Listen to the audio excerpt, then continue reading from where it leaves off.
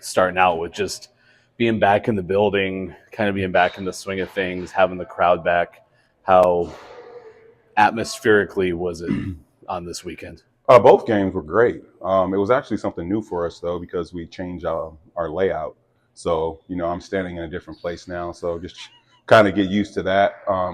Pretty much all the fans are behind me now instead of me being able to look out. But they were great. It was electric. I feel like both games that was the case.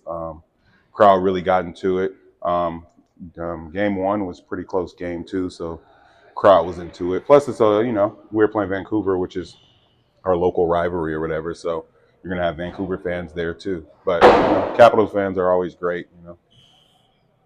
Uh, you brought up something that I hadn't even expected to get insight on, and that is that flip flop for you. I mean, I know what it was like for me up in the Ox box looking out, right? Mm-hmm. We get to see that atmosphere. How does that have an impact on you to be kind of reversed from a year ago? I mean, well, not just a year ago, just the last 3 seasons, it was totally different. My year one as a player, and then the last 2 years coaching, but it was different. I don't like change very much, to be honest. So it's just something I got to get used to. I'm sure it'll be comfortable at some point, but it's definitely a different feel because I feel like you can hear the noise differently, just the acoustics in the gym. But no, overall, I think it was great. I think we feel kind of closer to the fans, which is a good feeling. Over there, it was kind of like just the Oxbox fans. So we had a couple over there, but it just feels different. It feels different. I'm sure it feels different for the visiting team as well.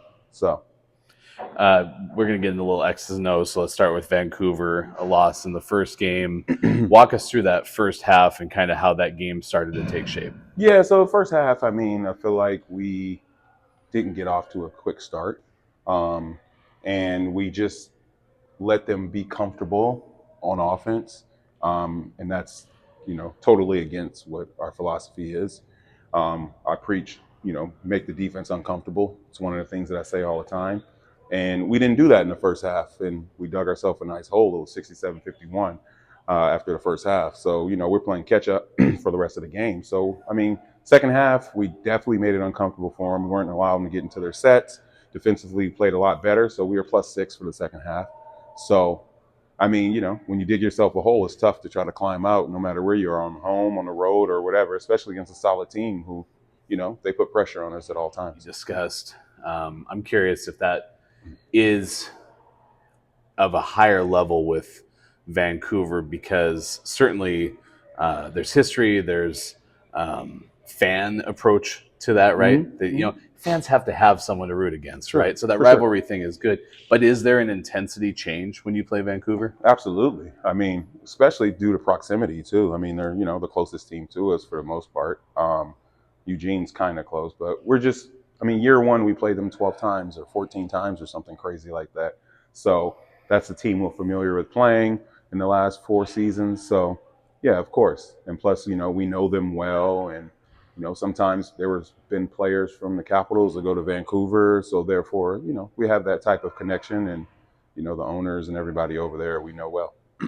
Let's shift gears into the Saturday night game. The Sunday game. You end up playing the newly named Willamette Valley Mm-hmm. Jaguars, right? This is a team that didn't get a win in their year last year. Curious how you approach that coming off that loss to Vancouver. I Was there? mean, to be honest, year after year, it's a totally different team, no matter who it is. So therefore, you can't treat it as, oh, they didn't have any wins. Mm-hmm. We didn't have any. I mean, we played one game. We didn't have any wins either when we Yeah. played them. So, I mean, they're definitely better than they were. And they're a scrappy bunch. They played every possession tough, and we had one run in the third quarter that pretty much led us for the rest of the game. So, and then in the fourth quarter, they still tried to keep it close. So, I never think about that they didn't win any games last year, but just a whole new season. So we Whole just new have that season though, approach. and they were revamped too. Right, Bo was absolutely. telling me 2 players coming back primarily. Exactly. Who was some of the when you look at their roster, who stood out as some of the areas that really challenged you? Some of the guys that really challenged you. I think it was overall team effort, I think is what it was. I don't think it was just like individual players where I was just like, oh, this person. It was just like a team effort that they were, they put the energy in. They were going for loose balls. They were, putting their bodies on the line and all that type of stuff. But they did that as a unit. So therefore, that one run that we had is what pretty much, gave us our victory. So we're talking to you after practice on Tuesday night, leading into your first road game of the week.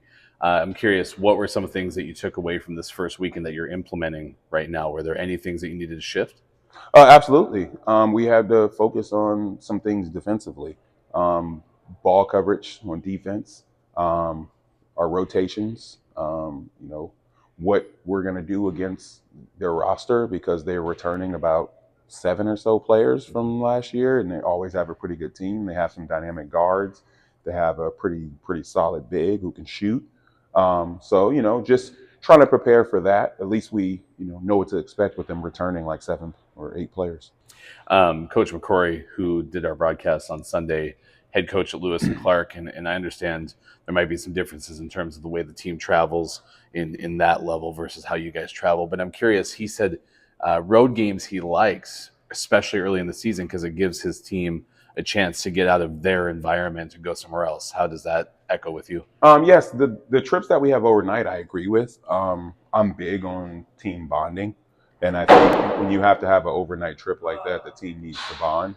And they hang out, play cards, play dominoes, talk, and get away from their normal life. These are adults, so some people have kids, some people have work, and when they're on the road like that, they don't really have to worry about that for the most part. So that really gives them time to bond and connect. So somewhat, I agree. But this game in Seattle, it's a day game for us. We're driving up the day of and driving back after the game's over. So we're not spending the night. But, it's still fun to go to new places and get out of your so-called comfort zone. So, yeah. Are there any spots you stop and eat after the game? Is that like a thing? No, not really. By the time we're done with the game, it's around 10:30, 11. So we're just trying to find something that's, we can get and keep moving. But on the way there, we normally get up there kind of early and try to find a spot. I like to go to Cheesecake Factory or something, Okay. or something like that, or find something in the area that's trendy that I like. I didn't mean to go this direction, but now you made me think of it. How did KJ the player's diet change before a game versus KJ the coach? To be honest, I was a little more strict when I was playing for sure. But I still try to eat, as healthy as I can. But I go to cheat meal route most of the time. It's like I'll eat healthy for a decent period of time and then have some cheat meals in there. So yeah, Cheesecake Factory is a good spot to have the cheat meal. For sure. One other observation from practice, and I want to get into some of the players, and then we'll let you go. Saw TK out there, drawing on the grease board and running some things. Just how has he changed, enhanced your coaching staff? It's been great. I think that the energy that he brings is a big part of the reason why he's here. He's big on X's and O's and tactics and things like that coming from the college level. So that's why we wanted to implement him. And he definitely is, a blessing and a huge, huge help for us. Player of the game, as far as I remember on social media, it's Zay Gentry on Saturday and then Swaggy P on Sunday, maybe both times with Swaggy. Either way, talk about those two and how successful an opening weekend they had. They did. They both played well. Preston played well. And my thing is I'm just trying to get my players to engage on defense more.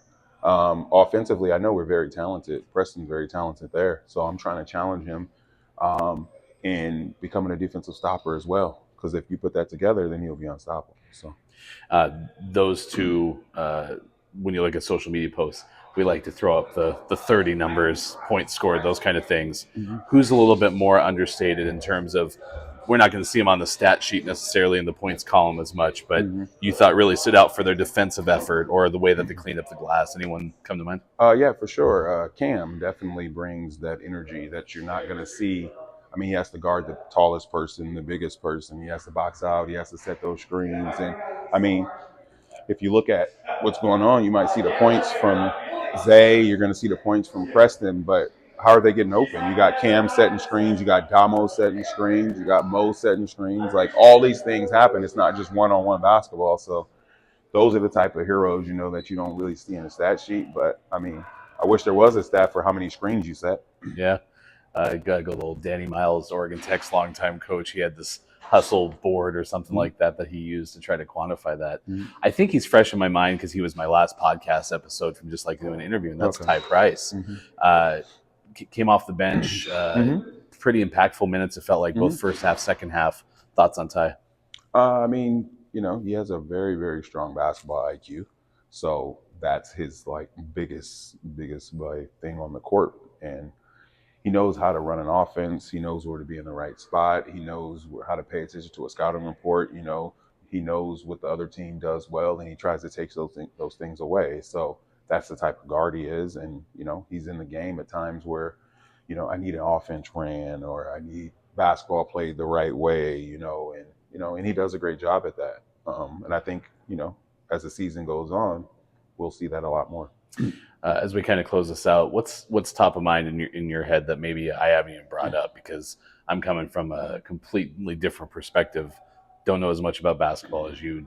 I'm not part of the coaching staff, so what's something that is a little bit more top of mind that maybe I haven't even touched on yet? We talked about our opponent a little bit, but this is the team that's pretty much, represented our, Pacific Northwest for the last, 2 years, that is. And, we got a tough game going in Seattle. And, I'm so used to playing in that gym. I like playing in that gym. I played in that gym in college a bunch of times. So I think it's just a fun environment up there. And it's always, our best skills come out when we play our best opponent. And I think that's who Seattle is, especially returning the players that they did. And I think it's just going to be a great fight for us. Evaluate your outfits this weekend. What'd you think? I think they're okay. I didn't think it was nothing too crazy. So, no, we'll see. We'll see. Yeah, Coach McCrory noticed your sneakers at least on Sunday for sure. Something about Travis Scott, or am I making that up? No, I had some Travis Scott. Okay, all right, nice work, nice work. Last thing, aesthetics, because I like them at least. We got to see all the uniform sets now. We saw Cherry City, we saw the 3/4 look, and then during the scrimmage, we saw the Ox Box. Which is your favorite look this year? I don't know. That's a tough one.